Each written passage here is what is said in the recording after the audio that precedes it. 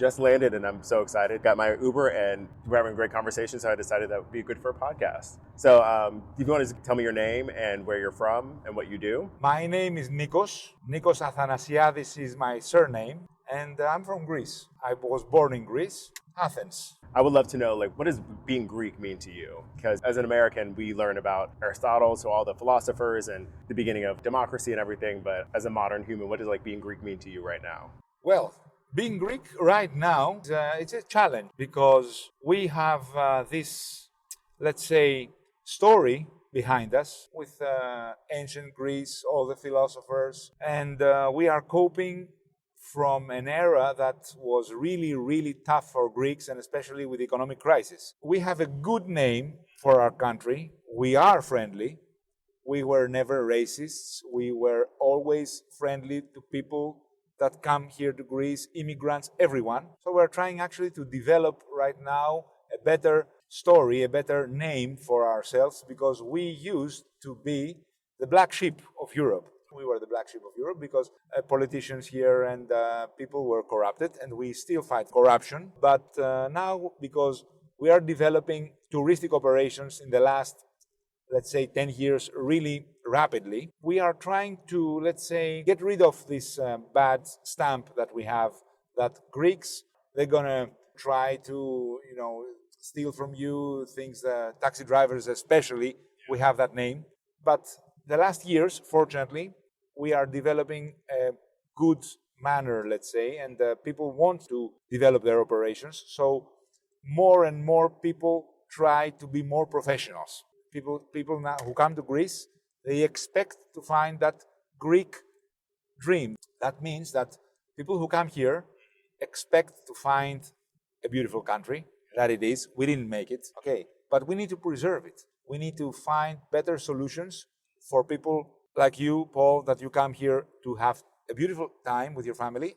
And also, we have tourists that they come here for work. So we need to develop better services according to the price we have. Because now, Greece is not cheap anymore. So being Greek these days is a challenge, and be the good Greek, not the ones that we used to be. So this is important, I think. And growing up for you here, like, what was it like? Was it during the bad times? Was it, did you see the good and the bad? For me, fortunately, I was born in 1976. So I'm a Generation X at the end. For 35 years, I lived a beautiful life. Then crisis came, but didn't affect me so much. So yes, I grew up in the good times, let's say, for Greece. Then the crisis, I'm kind of familiar with it, but what was that like? As you said you had a good life, but for other people, what was it like seeing that for them? Well, during the crisis, it started gradually 2009 and escalated till 2011-12. Well, we had businesses closing and bankruptcies, people that they were on the street, and it was a difficult time for Greece. It was like a depression in the 1929 in the United States, but not so bad. It stayed for 4 or 5 years. Now the economy is rising. Again. What were like the biggest changes from you growing up to the economic crisis and now? Do you think like the culture has changed, and do you think that shift happened because of the economic crisis, or do you think it's just Greece trying to keep up with modern times? Well, we try to keep up for the modern times because times are changing. We have technology now that helps us, and Greece was a country that we were many years back from Europe. So now we are, especially young people, try to cope with this very rapid change that happened in Greece in the last 5 years. Because especially the public sector, we still have big envelopes with papers inside in the bank, for example.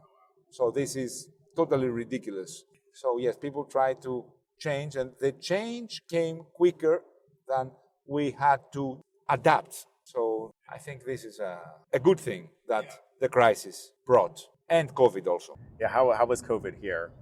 Good, because the government was prepared. We were okay. We didn't have many deaths. We had support and businesses. The government supported businesses where many businesses closed, of course. But the support was here. If you were okay before, you could cope with the COVID. If you were not okay, yeah, of course, you're going to have trouble. But that was global. Of course, yeah. We all went through that together. So outside of like the political scheme, what's your favorite parts of Greece? What makes it so beautiful to you as a native, as a local? Is it like the natural beauty? Is it the culture? Like what about Greece do you love the most? Natural beauty is our gem. We have a very, very good advantage here in, let's say, in comparison with the rest of the world. What we are just a corner in the Mediterranean. And that corner of the Mediterranean is very, very beautiful. The location is very, very important. So if you see the map, you can see that we are located near the Middle East. We have 14,000 kilometers of coastline. It's a country with 125,000 square kilometers. That means a very small country. It's 7 times smaller than Texas. So this makes the country unique. Why? Because we also have more than 1,000 mountains. So we have a mountain ridge, we have coastline, we have forests, and the diversity and very quick change of the environment. So you can be at the beach, swimming. The same time, you can drive 20 minutes and you are at the top of a very beautiful green mountain. And that is rare. That is, especially in that size, because California is the only place similar to that where you can be in the desert and be in the mountain and be at the beach, but it's just... You have to drive a day. Exactly, yeah. I know, I've been to California. Very beautiful. I think one of the most beautiful areas in the United States is California State. This reminds me of it a little bit, but this is much nicer. It's a beautiful country. It is a beautiful country, and we need to preserve that. Is there any pushback or opposition to preserving, the beauty or the culture of Greece? We don't have people that they are opposite of keeping our culture. No, we like it. But, cultures change during the years. So I think a normal change is okay. No, we are still having the habits and the cultural, let's say, gatherings in Easter, during Christmas.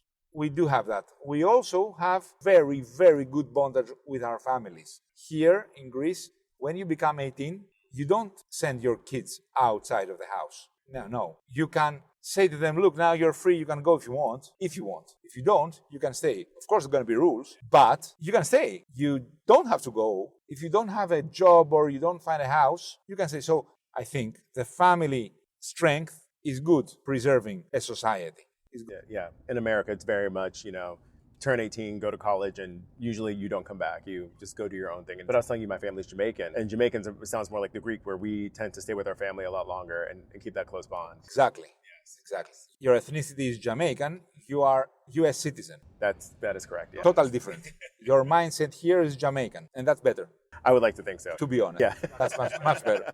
And with that too, do you consider yourself, because I know you're part of the European Union and you are like technically European, but do you always consider yourself Greek first, or do you see yourself as European at all? Well, to be honest, I like the theory, no borders and no barriers. Okay, this is my theory. I think our planet is a really, really beautiful planet. Cultures and people mingle, and it's good. It's good. It's good to mingle. It's good to create other cultures and other people that are, you can have a wife that she's from Kenya and a guy from Europe, and the children will be really nice. So yes, I consider myself to be from Earth. Okay. I was born in Greece, but that was not my choice. Yes, I'm lucky that I was born here. I didn't choose that. Well, I speak Greek, French, and English, but yes, okay. No, I don't feel Greek. Because, it's just a culture that I like, but also I like Jamaican culture. I also like Japanese culture. I also like Asian culture. I like cultures that they do have values. Values. So yes, I do consider myself Greek, but I first consider myself human and from Earth, to be honest. I love that. Yeah, this is what I think. This is what I mostly feel. Yeah, and you said the proximity to the Middle East and being part of the European Union, proximity to Africa. You have like the Sahara sands in the air right now. The mix of cultures here already. So I think it's impossible to ignore that and say I'm just Greek. First of all, I'm innate Irish, to be honest. Yeah, my great grandmother, she was from Ireland. She married my great grandfather, and they had a family with my grandfather and my grandmother. And these two people bore my mother. So I'm an eighth Irish. So yeah, okay.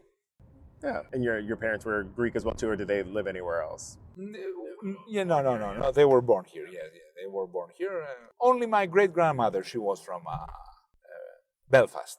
And to be honest, I had two very good parents. My mother, she had a shop with toys and clothes, and my father, he had a bookshop. And then what do you do for a living? We're in an Uber now, so do you have a car service? I have a car service, a van service, a bus service. This is my taxi, and I also have a company called Elite Car Services, and I make tours in Athens, outside Athens, Delphi, Meteora, and I make also half-day tours in Athens, full-day tours in Athens that includes Athens tour and Poseidon Sunio tour.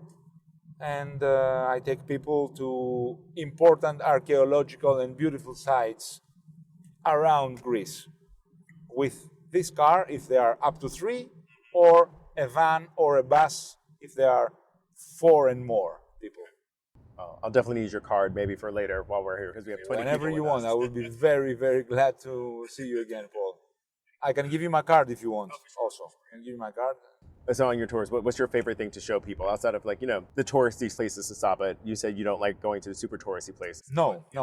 Well, look, there are some really nice gems here in Athens, like, for example, Lycabettus Hill.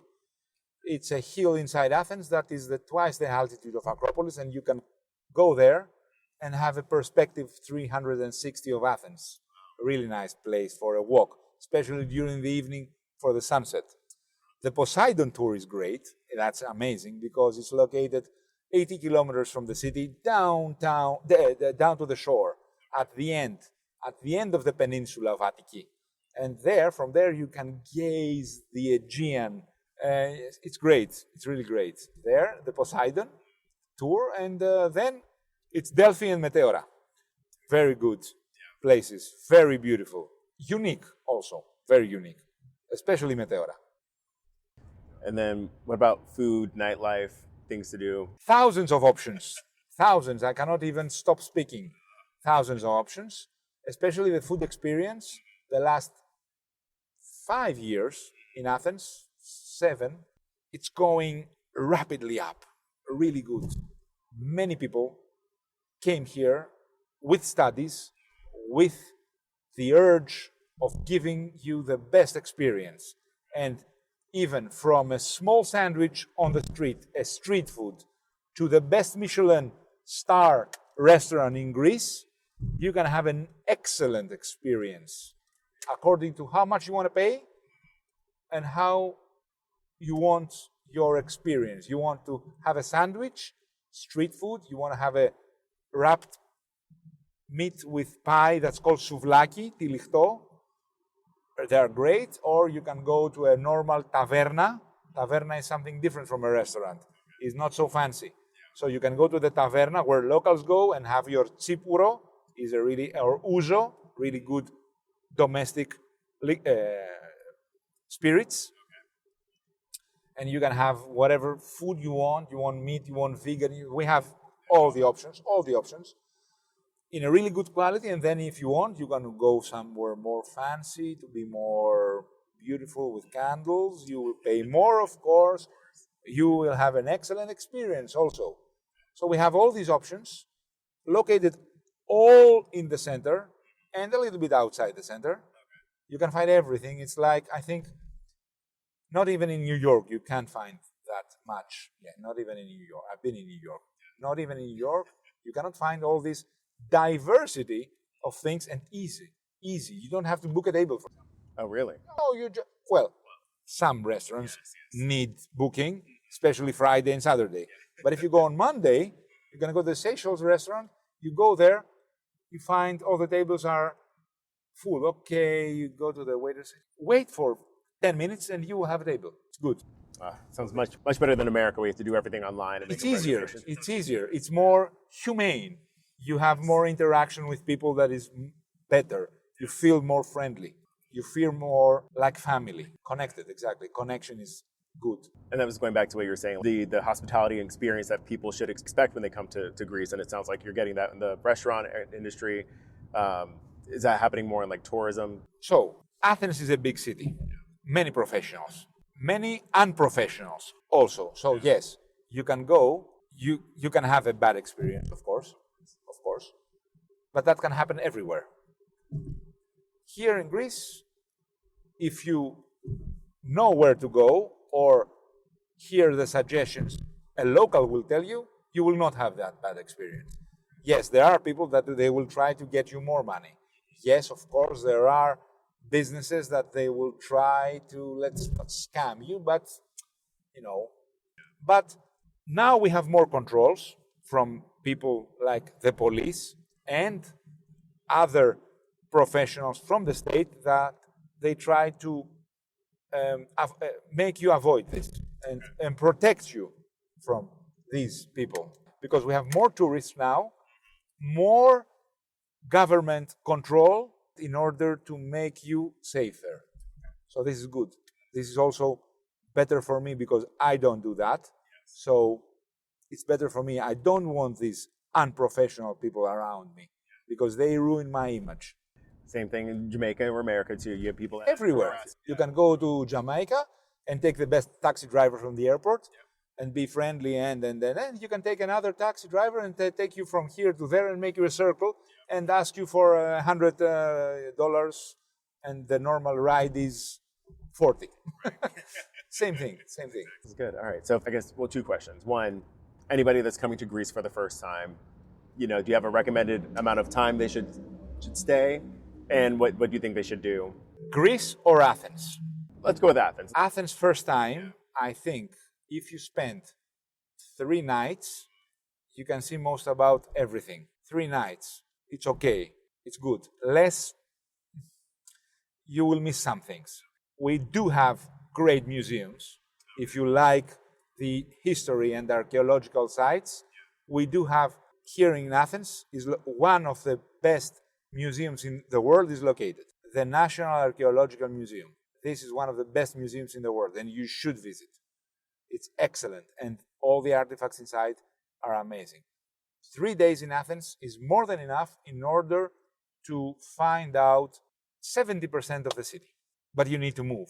I mean, you spend the day. 1 day, 2 days, 3 days, and next day you leave. You go elsewhere. For Athens. Now for Greece, well, you need to come again and again. Many trips. Yes. We have people here from other countries that they come every year to Greece because they liked it first time and they come again and they go to different place every time. And that's good because we do have all that different kind of environments and places that you can find peace if you want, total, or people want different things. You can come here with your family one time and kids and have a great time, and then you can have back here with your friends. You want Mykonos, you can go there, you got drugs, whatever you want to find, it's in Mykonos. We have everything. And then for your fellow people of Greece, the humans that live in Greece, if you could speak to the entire country, any wisdom you could impart on them or something you would like to see for the future? First of all, I would very like to learn from our mistakes and never make the same mistakes again. In order for us to remain what we are and not lose our image to the world, we need to be a little bit more serious of what we are doing and try to give our best. This is what Greek people want now. Try to give their best. We need to try to give our best every time in whatever we do. And what I believe is, if you want to do something, do it right. Greeks, we need to be more serious with what we do. This is what I will say to the future Greek in whatever business. Be serious in your job and give good quality in whatever you give. In your life, be crazy. Onassis said that. You can be crazy in your life, but in what you do, you have to be serious. Okay, you need to give people what they ask. This is what Greeks need in order to survive. Because if we don't do that, other people want our country very, very much, believe me. I think that that's good advice for anyone. In your life, be crazy, but when you make a promise or when you have something professional for what you say you're going to deliver. And be versatile. Be versatile also. That's awesome. Well, thank you so much. Any questions for me? Any thoughts? I think you're a great guy, first of all, and I'm very lucky that I got that call from Uber and I met you. I hope to see you again. I would like to follow you on Instagram. And don't forget to give me my card. But my card is green, it's sustainable, so that you need to scan my QR code and then give it back to me. I love that. Excellent.